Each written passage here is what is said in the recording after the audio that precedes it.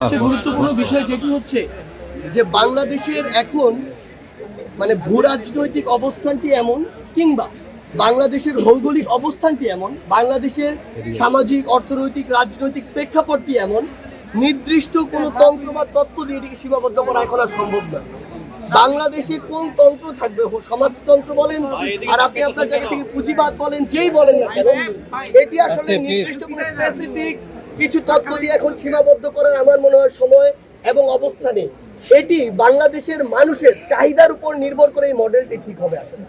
এবং আমাদের জায়গা থেকে আমরা যে জিনিসটি মনে করি, আপনার প্রশ্ন অনুযায়ী, যে বর্তমান বাংলাদেশে আপনি বলছেন জাতীয় নাগরিক কমিটি কিংবা রাজনৈতিক প্ল্যাটফর্ম কিংবা বৈষম্য বিরোধী ছাত্র আন্দোলনের কথা, আমার জায়গা থেকে আমি মনে করি যে বৈষম্য বিরোধী ছাত্র আন্দোলন তো ছাত্রদের যৌক্তিক একটি আন্দোলনের মধ্যে দিয়ে শুরু হয়েছিল।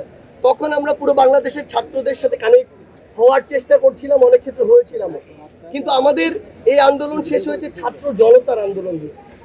সো জনতাকে কানেক্ট করা আমাদের খুব বেশি গুরুত্বপূর্ণ, কারণ যারা আমাদের এই অভ্যুত্থানে সক্রিয় অংশগ্রহণ করেছে তাদেরকে যদি আমরা ঐক্যবদ্ধ না করতে পারি, তাহলে ফ্যাসিস্ট কিংবা ফ্যাসিস্টের দোসররা যে কোনো সময় আবার পাল্টা আঘাত করতে পারে। এই আঘাত মোকাবেলা করার জন্য, এই অভ্যুত্থানকে বাঁচিয়ে রাখার জন্য আমাদেরকে একটি প্ল্যাটফর্মে এসে ঐক্যবদ্ধ থাকা প্রয়োজন।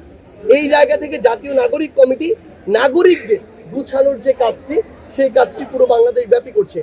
আর এই তরুণ প্রজন্ম যারা, যেখানে বিগত 16 বছর ধরে বাংলাদেশের রাজনৈতিক দলগুলো বারবার চেষ্টা করে ব্যর্থ হয়েছে, সেখানে যেই তরুণ প্রজন্ম ওই খুনি হাসিনার পতন ঘটিয়েছে, তারা রাজনৈতিক দল গঠন করবে কিনা এটা বাংলাদেশের মানুষ নির্ধারণ করবে।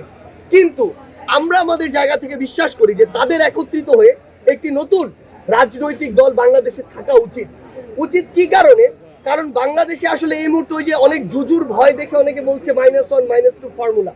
আমরা বিশ্বাস করি বর্তমান বাংলাদেশের ডিমান্ড হচ্ছে -2 না, বরং +2 ফর্মুলা। যখন বাংলাদেশের প্রধান রাজনৈতিক দল দুইটার জায়গায় 4টা হবে, তখন রাজনৈতিক দলগুলোর মধ্যে মানুষের জন্য কাজ করার যে প্রতিযোগিতা সেটি বৃদ্ধি পাবে। এবং এক দল আরেক দলকে প্রতিপক্ষ মনে করা, নিজেদের মধ্যে নেগোসিয়েশন করা কিংবা ডিল করে একবার এই ক্ষমতা আসবে একবার এই ক্ষমতা আসবে, এই চর্চা থেকে বের হয়ে আসার জন্য আমাদের বাংলাদেশের নতুন এবং গুরুত্বপূর্ণ আরো রাজনৈতিক দল দরকার।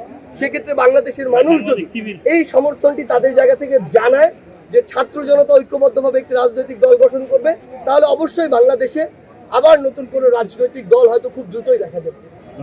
Thank you.